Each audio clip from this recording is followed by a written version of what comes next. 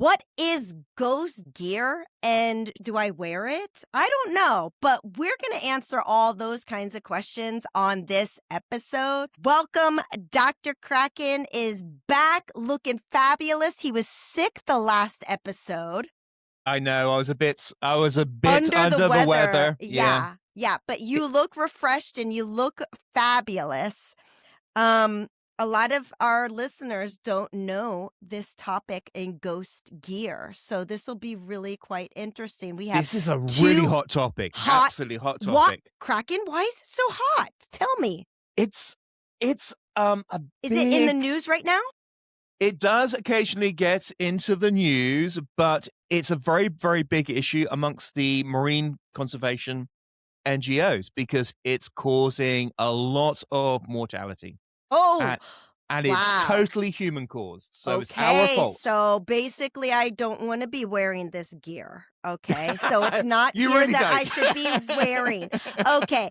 Dr. Kraken, we have two incredible guests. We actually have a returning guest. We have with us because you've done French for 5 years. Let's remember for 5 this. years. This is the only use. That's talking to taxi drivers in Montreal. We have with us Derk Remmers from Ghost Diving, and we have Isadora Abuter coming back. She's the Marine Research and Communications Coordinator from the Healthy Seas Foundation. We're so glad to have you back. And Derk, it's a pleasure. Thank you so much for joining us. So let's start off with sharks, right? So sharks are a hot topic right now. It's summertime. Everyone wants to know about the greatest encounters.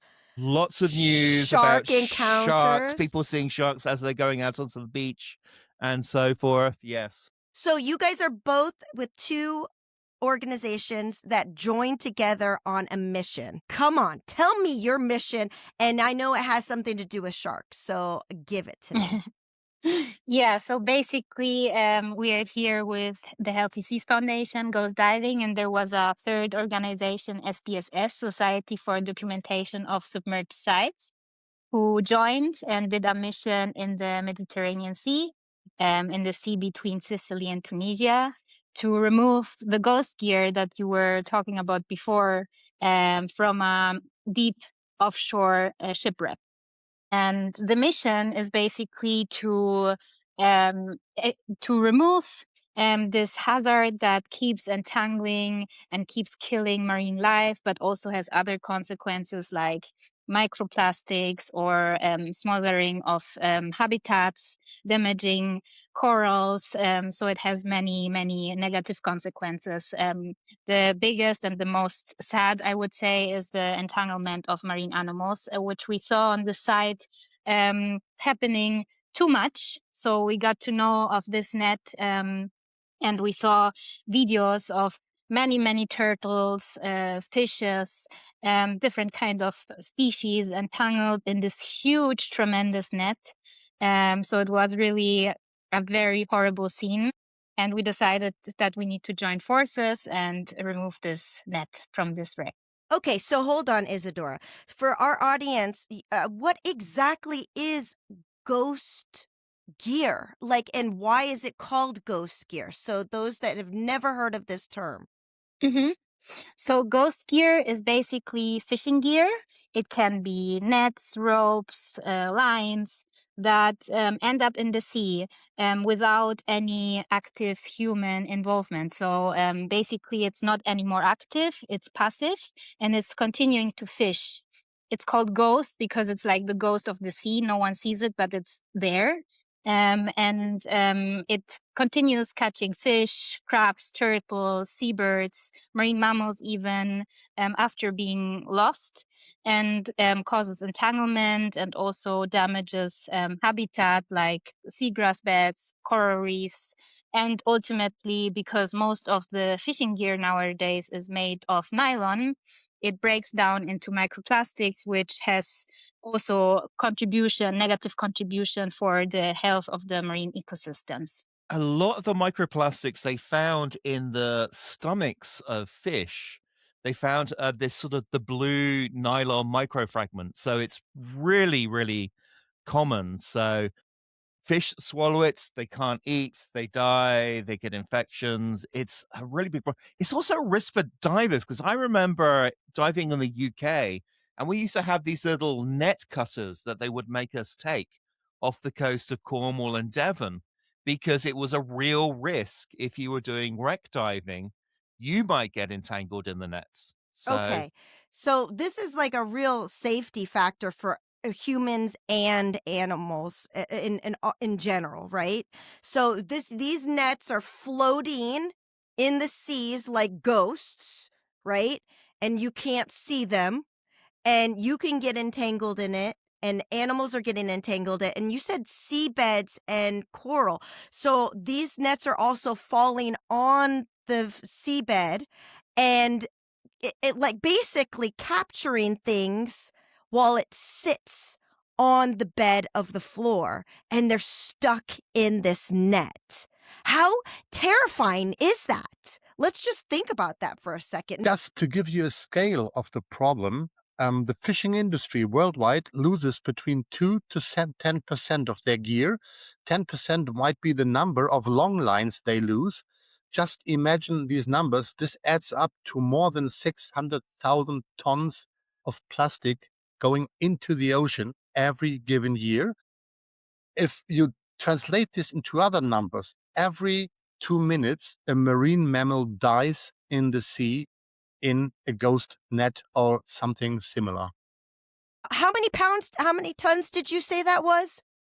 More than 600,000 is the best guess that's estimation. huge. That makes me feel like I can't breathe. Like that scares me, honestly. I feel like I'm suffocating. The idea of that much heavy net, and that's how much netting is in the seas right now that can just literally take a hold and suffocate you. You can't get back up and breathe, or you can't swim. Like so sharks, right? They need to move in order to breathe, right, Isadora? Yes, that's right. So they really need to move, and when they get entangled in such a net, they are not able to move anymore. So this has obviously a very terrible consequence for the shark. Yes. Even if they can breathe, like the other types of fish, if they're entangled in it, they're stuck. They can't feed, they can't get out, they get horrible injuries, they get horrible wounds. And if you think about it, trawl nets are being dragged through the water over the seabed. Of course they're going to get caught in things. They're going to get caught on wrecks, they're going to get caught on boulders. This happens all the time. It's a type of fishing that is really, really prone for. This makes sense. Wow. And there is another thing to that. So when a fish, for example, gets entangled, it may attract other fish like predators, or so there is a cycle of death. Because once, for example, a herbivore gets entangled, then a carnivore will come and eat it, and then a bigger one will come and try to eat it and get entangled as well. So it's like once one marine or animal gets entangled in the net, it will attract others, and these also will get entangled. So like it's a deadly vicious snowball cycle. Yeah, exactly.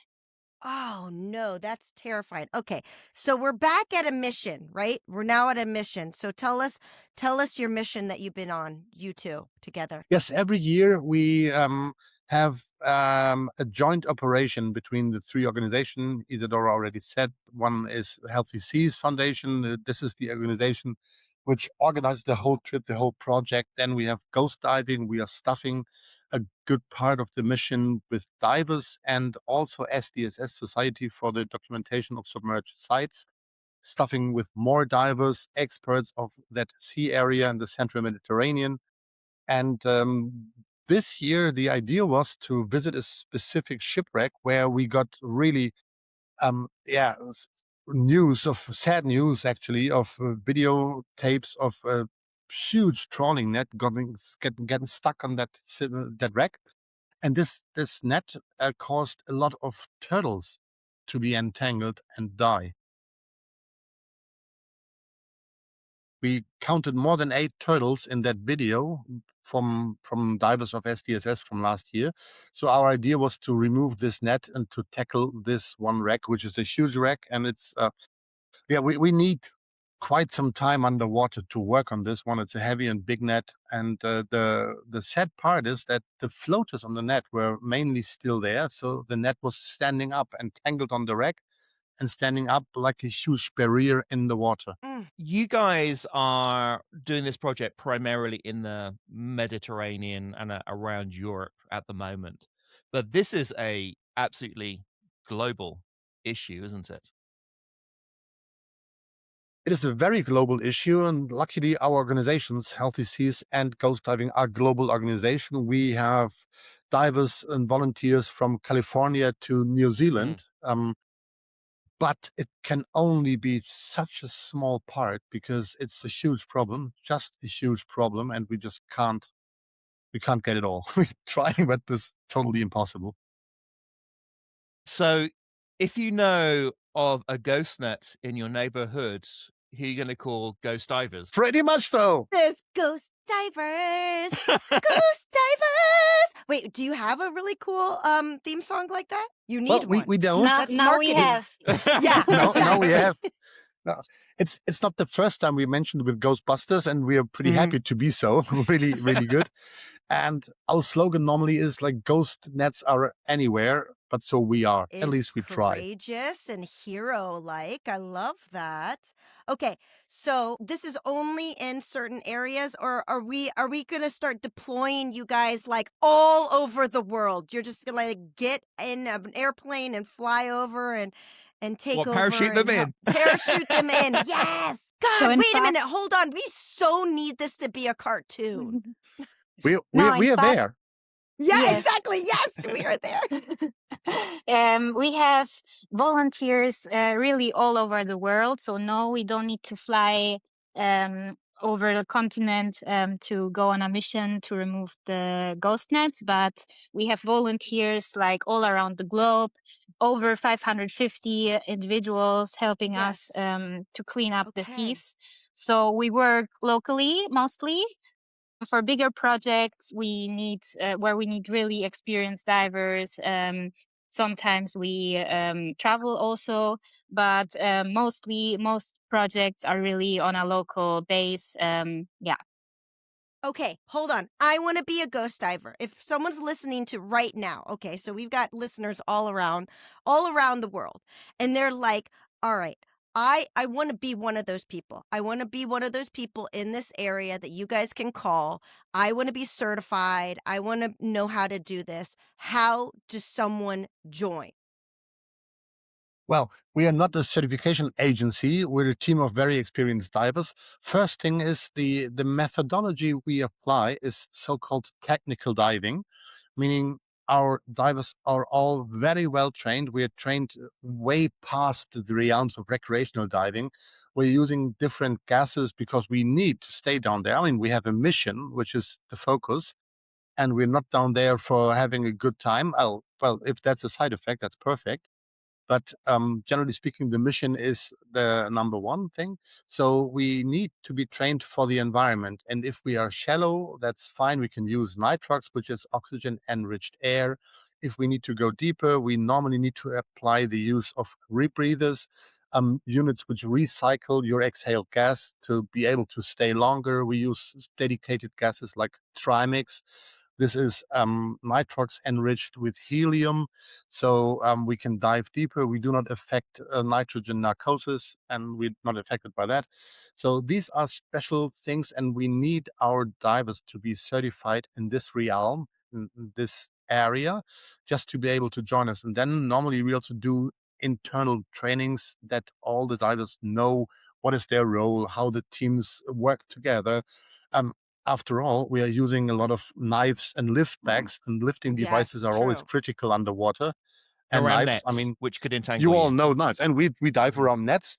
And Yeah, another challenge is that in the beginning the visibility might be great. I mean, sometimes we do a lot of missions also in the Baltic Sea, for example, like Isa knows very well, where the visibility might be not good to begin with, but even after we start working feats of visibility, and always after we start working on the nets, the visibility comes close to zero. Yes. So people who are at least dive masters with some additional technical diving certification. But we do have a lot of listeners who are scientific divers. Yes. Commercial divers. I know we have someone who's a scallop diver. Yeah. Definitely. You know, police divers, etc. You do divers. take volunteers. So, like, how can one get trained by you? We are only working as a volunteer organization, so we all spend our holidays basically in doing this, and our spare and free time. So yeah, just look up. We have a fantastic website, ghostdiving.org, where you find all the local national chapters there, and just get in contact with the chapter closest to you and find out the terms, what they are needing, what you can help, how you can help. And this is always a great way. Kraken, does this not sound like something we need to do in Tampa? Well, it sounds, Tampa is definitely a place. I mean, there's so much discarded fishing gear in Tampa because people I'm going to look this up immediately. I'm going to look up this immediately. And I'm going to become one. You've got a lot of really qualified divers in the Tampa area. God, yes. As well. Because you've got the military bases, you've got the NOAA offices, you've got everyone all wants the... to dive. Yeah. All the tourists that are certified and really, really good divers, they might even want to be involved in this too. Anyways, okay, we do need to go on to the next episode. So stay with us, everyone. We've got even more content from you, from Derk and Isadora. Thank you so much for being on the show. We appreciate you coming and contacting us again. Isadora, we love you. We're so happy you came back. And Derk, thank you so much for being on the show. And for everyone that's listening, thank you for being part of the Marine Conservation Happy Hour community.